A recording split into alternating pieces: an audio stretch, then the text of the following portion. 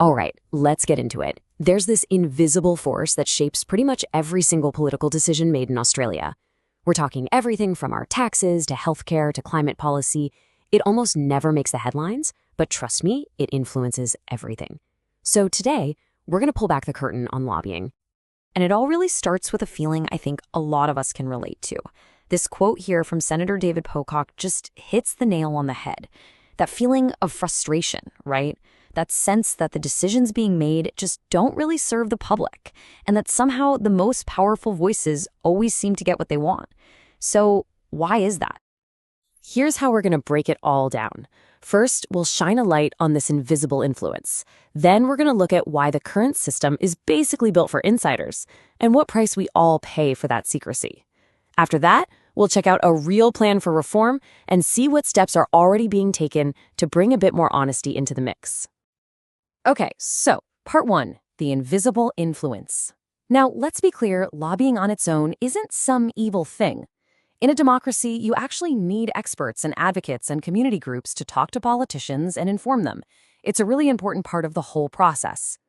The problem isn't that lobbying happens, it's that we can't see most of it. And that's the real question here, isn't it? What happens when that role of an advocate, which is supposed to be open and accountable, is instead hidden behind legal loopholes and special access? What if the most powerful people whispering in the ears of our politicians are the ones we never even hear about? Well, the scale of this hidden influence is, honestly, it's staggering. An analysis from Transparency International found that a whopping 80% of the people paid to influence our government are not on the official federal lobbyist register. Let that sink in. The vast majority are operating completely in the shadows, totally invisible to you and me. So how on earth is this even possible? Well, that brings us right to our second section. This is a system that's built for insiders. This level of secrecy isn't some accident. It's the direct result of having incredibly weak federal rules that are just jam-packed with loopholes. And when I say weak, I mean weak.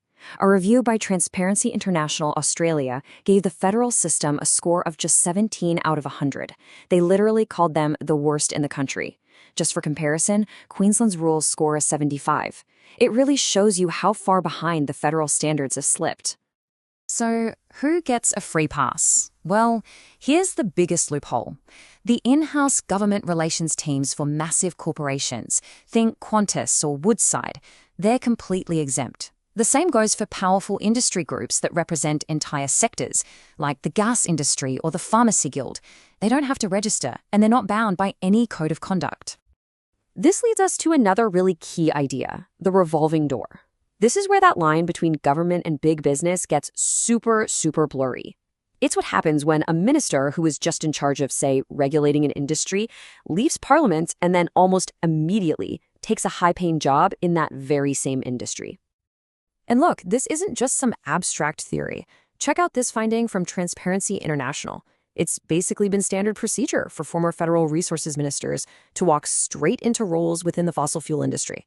It makes you ask some pretty serious questions about whose interests were really being served while they were making decisions, right? Which brings us to part 3, the price of secrecy. Okay, so the system is broken, we get that. But so what? What's the actual real-world impact on our lives and on the country? The impact is huge. A major inquiry into gambling harm came up with 31 recommendations that had cross-party support, and the government still hasn't even responded. We see these endless delays on any meaningful action on the environment. And get this, after they made changes to the petroleum resource tax, the government's revenue from it actually went down. Less money? To see what's really at stake here, let's just look at this comparison. Australia, right? We're one of the biggest fossil fuel exporters in the world. Yet, we have a national debt of over $1 trillion. Now, look at Norway. They've used their natural resources to build a sovereign wealth fund for their people worth $2 trillion. The difference is just staggering, and it shows you the massive opportunity we're missing. So what can we actually do about all this? Well, that brings us to Section 4, the proposed solution. Independent Senator David Pocock has put forward a bill that's designed to fix these exact problems. And the blueprint is pretty straightforward. First up, it closes those loopholes by expanding the definition of lobbyist to cover everyone. Simple. Next, it brings in a code of conduct that has actual teeth. We're talking real penalties if you breach it. The plan also forces transparency by making ministerial diaries public so we know who they're meeting. And it gives the National Anti-Corruption Commission the power to oversee it all. And finally, it slams that revolving door shut with a 3-year cooling-off period for former ministers. And the thing is, none of this is actually that radical.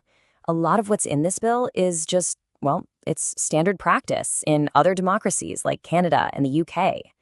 This is really just about getting Australia's federal system up to speed with modern international standards for transparency. And that leads us to our final section, a step towards transparency. So, where do things actually stand right now? What's happening on the ground? Well, while there's definitely been some pushback on these reforms from the major political parties, there's also a growing movement from the public demanding more accountability. People are getting organized, and they're making it really clear that they're just tired of a system that feels like it's rigged for insiders. And one immediate, tangible step is already happening. Senator Pocock has launched something called the Parliamentary Pass Register.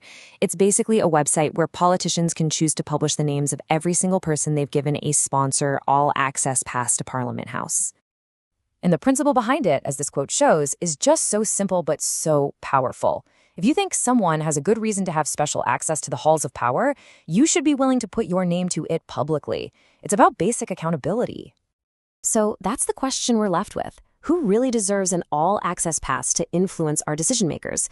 Should it just be the people with the deepest pockets? Or should our democracy be open and transparent enough so that all voices can actually be heard equally? That's really what this whole debate is about.